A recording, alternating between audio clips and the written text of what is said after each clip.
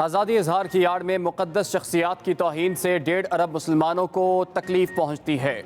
हमें मिलकर दुनिया को बताना चाहिए कि हमारे दिलों में नबी करीम सल्लल्लाहु अलैहि वसल्लम और कुरान पाक का कितना एहतराम है। वज़ीर-ए-आज़म इमरान खान की इस्लामी ममालिक के सफ़ीरों से गुफ्तगू। कहा, दुनिया भर के मज़ाहिब के मुक़द्दसात को कानूनी तहफ़्फ़ुज़ देने की ज़रूरत है। इस्लाम को दहशतगर्दी और इंतहा पसंदी से जोड़ने पर तनकीद। बोले, इस्लाम का हकीकी तशख़्ख़ुस दुनिया को बताने के लिए OIC को मुश्तरका कोशिश करनी चाहिए। इलेक्शन कमीशन में NA 249 में वोटों की दोबारा गिनती की दरख्वास्त पर समाअत जारी। मिफ्ता इस्माइल के वकील ने दलाइल देते हुए कहा, प्रिजाइडिंग अफसरान की बड़ी तादाद ने फॉर्म 45 पर दस्तखत नहीं किए।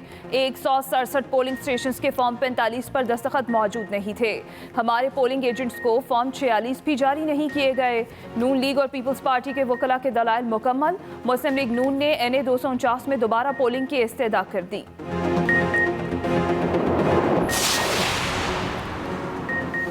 जो मुल्क कागजी निज़ाम ना चला सके वो इलेक्ट्रॉनिक निज़ाम भी नहीं चला सकता।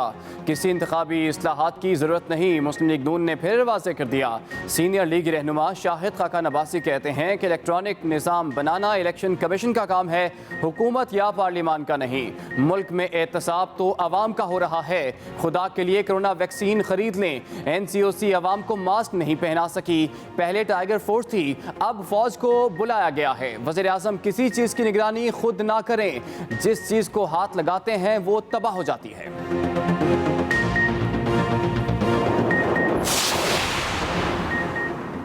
इंतखाबी इस्लाहात का जिम्मा इलेक्शन कमीशन को देने की मंतक बचगाना है।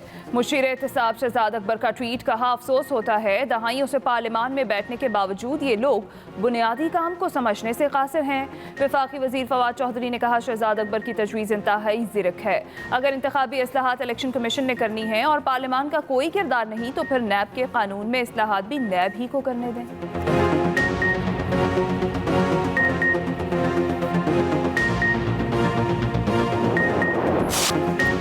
कोरोना वायरस ने एक दिन में मजीद 161 अफराद की जान ले ली। NCOC के मुताबिक 24 घंटों में 3,377 नए केसेस रिपोर्ट। मुल्क में फाल केसेस की तादाद 86,151 तक जा पहुंची। मुस्बत केसेस की शरह 8.98% हो गई। आज़ाद कश्मीर हाई कोर्ट के कायम मकाम चीफ जस्टिस शिराज कियानी भी कोरोना से जाँ बहक।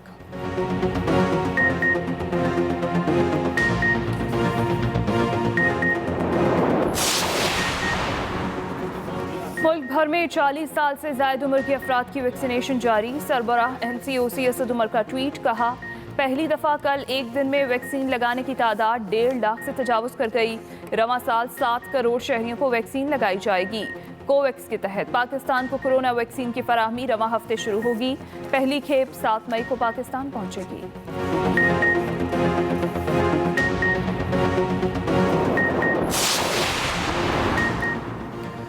कोरोना की तीसरी लहर पर तमाम तालीमी इदारे बंद, लेकिन निजी इदारों की फीस का मीटर चालू। वालिदैन भारी फीसों पर परेशान। इस्लामाबाद की तरह मुल्क भर में फीस में 20% कमी का मुतालबा कर दिया। कहते हैं क्लासेस ना होने की वजह से स्कूलों के बहुत से अखराजात कम हो चुके, इसलिए फीसों में कमी की जाए।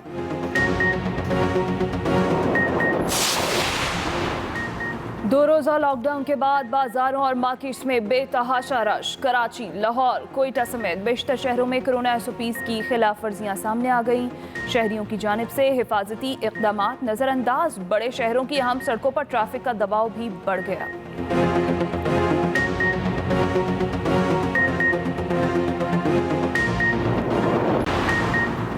कराची के इलाके मंगोपीर में मुबैना मुकाबले के दौरान 3 अगवाकार हलाक, 2 मगवियों को बाजियाब करा लिया गया। मुलजिमान ने 23 अप्रैल को मोहसिन मरी और जुल्फ़िकार रुसान नामी अशखास को अगवा किया। मगवियों के अहल खाना से 5 करोड़ रुपए तावान भी तलब किया। हलाक होने वाले मुलजिमान अगवा बराए तावान की मुतअद्दिद वारदातों में मुलव्विस थे।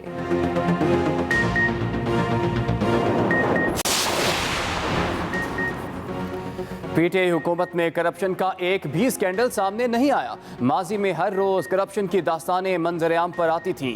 वज़ीर आला पंजाब उस्मान बुज़दार की सूबाई वज़रा से गुफ्तगू। कहा, साबिक हुक्मरानों ने कौमी वसाइल को ज़ाती नमूदो नुमाइश पर बेदरीग इस्तेमाल किया। सरकारी पैसे को माले मुफ्त समझ कर खर्च करते रहे। साबिक हुक्मरान इलेक्शन में शफाफियत के मुखालिफ हैं। धांधली करना इन लोगों का वतीरा रहा है। शुगर स्कैंडल में नैब रावलपिंडी की इंक्वायरी जारी। 3 अहम हुकूमती अरकान सूबाई वजीर मियां असलम इकबाल, सूबाई वजीर मोहसिन लगारी और साबिक सूबाई वजीर समीउल्लाह चौधरी की आज पेशी। नैब की मुश्तरका तहकीकाती टीम हुकूमती अरकान से अलग अलग तफ्तीश करेगी। नैब शुगर स्कैंडल की तहकीकात मनी लॉन्ड्रिंग एक्ट 2010 के तहत कर रहा है।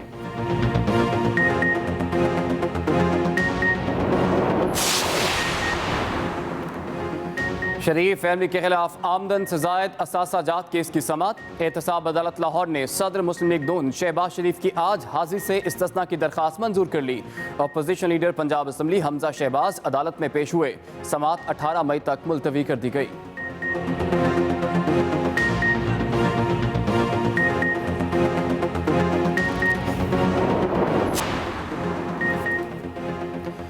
भारत में कोरोना वायरस से तबाही का सिलसिला थम न सका।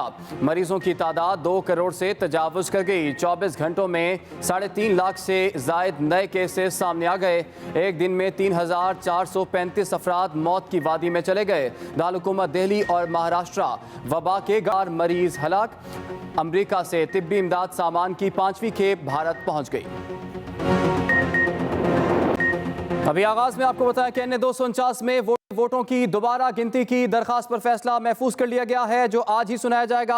इस वक्त आपको लिए चलेंगे इलेक्शन कमीशन के बाहर, जहां पर मिफ्ता इस्माइल मीडिया से गुफ्तगू कर रहे हैं। उम्मीद है कि फैसला एक मुस्बत फैसला आएगा, हमारे हक में फैसला आएगा और उसके बाद फिर हम देखते हैं कि क्या किस तरह आगे हम प्रोसीड करेंगे। शुक्रिया, थैंक यू। NA 249 में वोटों की दोबारा गिनती की दरखास्त पर फैसला महफूज कर लिया गया है। ये फैसला आज ही सुनाया जाएगा। नून लीग के वकील की दोबारा पोलिंग की इस्तदा और पीपल्स पार्टी की मुखालिफत सामने आई है। मेंबर पंजाब इलेक्शन कमीशन ने कहा कि बगैर किसी दरखास्त दोबारा पोलिंग का जायजा नहीं ले सकते। नून लीग के वकील ने कहा कि प्रिजाइडिंग अफसरान की बड़ी तादाद ने फॉर्म 45 पर दस्तखत नहीं किए। पीपल्स पार्टी के वकील ने मौक़िफ़ अपनाया कि नून लीग ने फॉर्म 45 पर एतराज़ हारने के बाद किया। अहम खबर आप तक पहुंचा रहे हैं। नून लीग के वकील की दोबारा पोलिंग की सजा, जबकि पीपल्स पार्टी के वकला ने इसकी मुखालिफत की है। मेंबर पंजाब इलेक्शन कमीशन ने कहा कि बगैर किसी दरखास्त दोबारा पोलिंग का जायजा नहीं ले सकते। इसी पर बात करेंगे। हमें ज्वाइन किया एक्सप्रेस न्यूज़ के नुमाइंदे साकिब विर्क ने। साकिब, बताइएगा कि NA 249 में वोटों की दोबारा गिनती की दरखास्त पर फैसला महफूज कर लिया गया है। फैसला कब सुनाया जाएगा?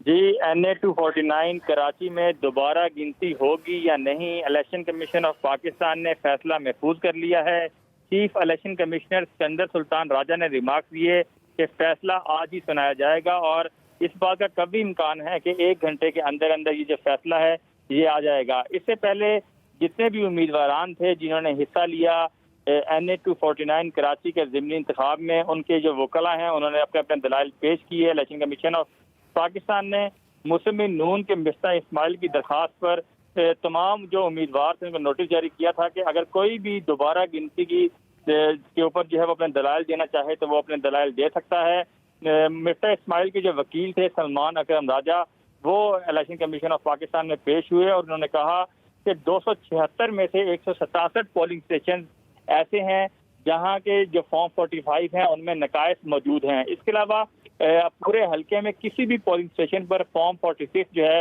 वो जारी नहीं किया गया। सलमान अकरम राजा ने अपने दलाइल में ये भी कहा कि दोबारा जो गिनती की दरख्वास्त है ये मेरी पहली और आखिरी दरख्वास्त नहीं है, मैं इससे आगे भी जाऊंगा। जिस पर इलेक्शन कमीशन ऑफ पाकिस्तान ने कहा कि आज मामला सिर्फ रीकाउंटिंग तक महदूद है। जिस पर सलमान अकरम राजा ने कहा कि आज आप मेरी रीकाउंटिंग की जो दरख्वास्त है उसको कंसीडर करें, लेकिन मैं रीपोल के लिए अलहदा दरख्वास्त दायर करूंगा।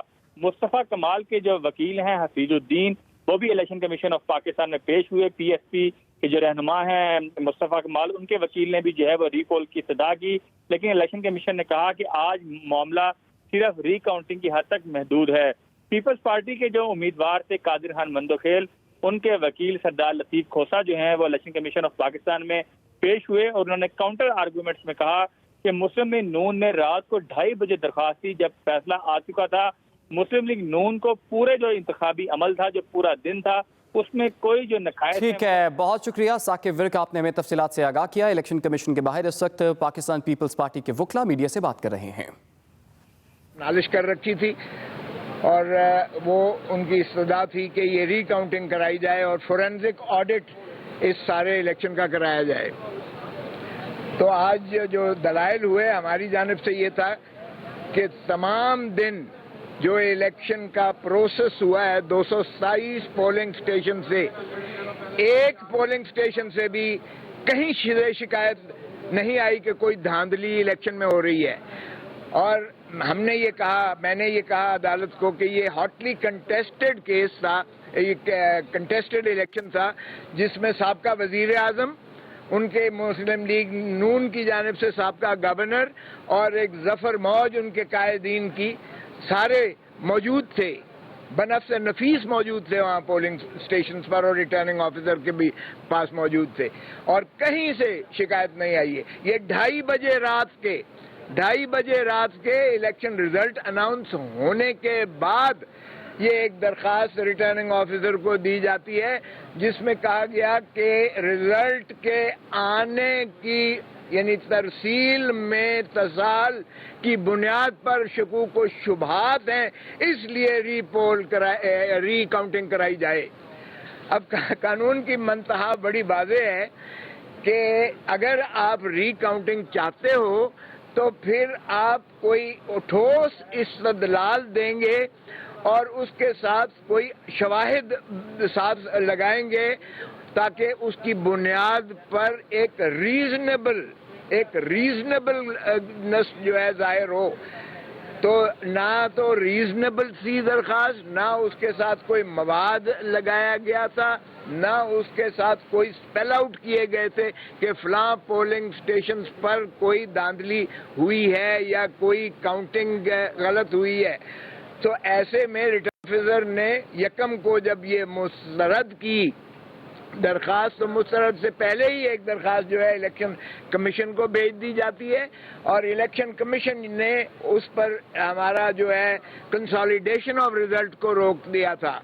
तो आज इसी तरह बहस हुई है और उस पर उनका इस्तदलाल ये था कि और दूसरी चीजें भी वो कहने लगे कि हमारे पास और चीजें आई हैं, फॉर्म 45 पर दस्तखत नहीं है और फॉर्म 46 और 45 में तफावत है। उन्होंने कहा ये बातें तो आपने ना पहली दरखास्त में लिखी हैं, ना इस दरखास्त में लिखी हैं, ना कोई मवाद लगाया है। तो हमारी जानिब से था कि ये आफ्टर थॉट है, ये खसियानी बिल्ली खंबा नोचे के मुतरादिफ है। ये हारने वाले हमेशा ही अगर इन इस्तदलाल पर अगर रिकाउंटिंग या इस तरह से प्रोसेस को जो है ये मुलतवी किया जाए या लंबा किया जाए, सवालत दी जाए, तो फिर पाकिस्तान में कोई भी इलेक्शन का नतीजा जो है वो नहीं आता, क्योंकि बदकिस्मती से कोई भी अपनी हार यहाँ मानता ही नहीं है इलेक्शन के नताइज को। तो मुस्लिम लीग नवाज ने भी यही किया। जब तक तो ठीक था, जब आपके मीडिया में कोई एक आधा वो पोलिंग स्टेशन से उसकी आगे चला जाता था और जब बिलाखिर 11 पोलिंग स्टेशन रह गए और जब उनकी हार उनको नजर आ गई, इतना डिफरेंस हो गया, तो वो खैर से वॉकआउट भी कर गए और उसके बाद उन्होंने ये दरखास्त भी 2:30 बजे दी, हारने के बाद 2:30 बजे दी। तो हमने यही इस्तदा की कि इस दरखास्त को जो मिफ्ता इस्माइल साहब की जानिब से दी गई है इसको मुस्तरद किया जाए और फौरन रिटर्निंग ऑफिसर जो है इस पे रिजल्ट को कंसोलिडेट करके हमारी जो है नोटिफिकेशन जारी की जाए ताकि हम उस इलाके की, उस हल्के की जो है तमा हक को नुमाइंदगी कर सकें और अपना पीपल्स पार्टी का एक इजाफी जो मेंबर है वहाँ आकर हमारा जो है पाकिस्तान के अवाम की खिदमत करने लायक हो सके। तो आज उन्होंने अभी हमारे दलाइल और बाकी तमाम जो है उम्मीदवारान के आज़ाद उम्मीदवार, PSP के उम्मीदवार, PTI के उम्मीदवार और MQM के उम्मीदवार पाकिस्तान के, उन तमाम के दलाइल सुनने के बाद फैसला महफूज किया है और आज ही उन्होंने कहा है कमीशन ने कि वो आज ही इसका सुनाएंगे। मुस्लिम पीटीआई की जो दरखास्तें थी बाकी और पीएमपी की जो दरखास्तें थी दूसरी, उन्होंने वो सुनने से इनकार किया।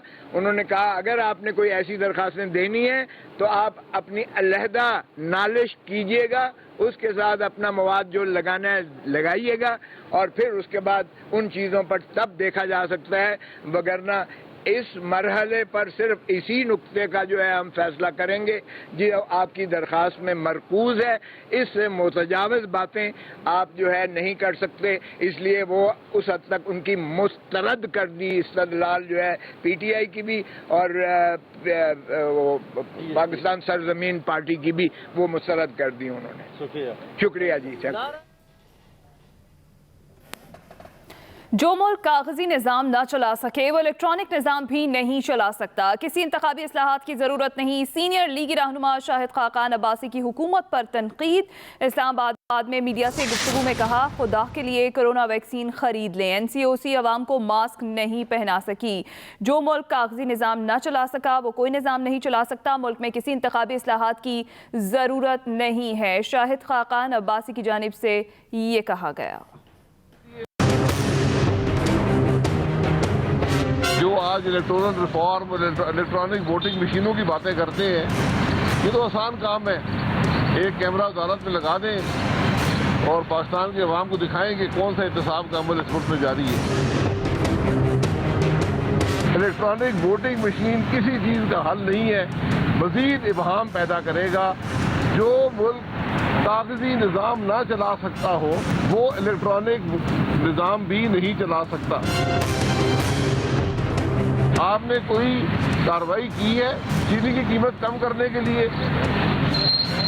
हमें बताया गया कि तरीन साहब पे केस बन गया। हर रोज कैबीना कहती थी, वज़ीर आज़म कहता था मैं किसी को नहीं छोड़ूंगा। अब जो अफसर कर रहा था तफ्तीश वो भी निकाल दिया गया है। FIA ने अदालत में कहा कि हमसे गलती हो गई है तरीन साहब का नाम डालकर। और सबसे मजे की बात यह है कि जो केस बनाए गए उसके अंदर चीनी का कोई ताल्लुक नहीं है। वफाकी वज़ीर इत्तलात ने शहजाद अकबर की तजवीज़ की हिमायत करते हुए कहा है कि अगर इंतखाबी इस्लाहात इलेक्शन कमीशन ने करना है तो फिर नैब के कानून में इस्लाहात भी नैब ही को करने दें। फवाद चौधरी ने अपने ट्वीट में शहजाद अकबर की तजवीज़ को इंतहाई दानिशमंदाना करार दिया और कहा, अगर इंतखाबी इस्लाहात इलेक्शन कमीशन ने करनी है और पार्लियामान का कोई किरदार नहीं तो फिर नैब के कानून में इस्लाहात भी नैब ही को करने दें। वो जाने और उनका काम, क्योंकि शहबाज शरीफ और बिलावल की राय के मुताबिक पार्लियामान का इदारों की इस्लाहात में कोई किरदार नहीं। इससे पहले वज़ीर आज़म के मुशीर बराए दाखिला और एहतसाब बैरिस्टर शहजाद अकबर ने ट्वीट किया कि एहसन इकबाल की इंतखाबी इस्लाहात का जिम्मा इलेक्शन कमीशन को देने की मंतक उतनी ही तिफलाना है जैसे नैब या FIA कवानीन में इस्लाहात उन इदारों को करने दी जाएँ।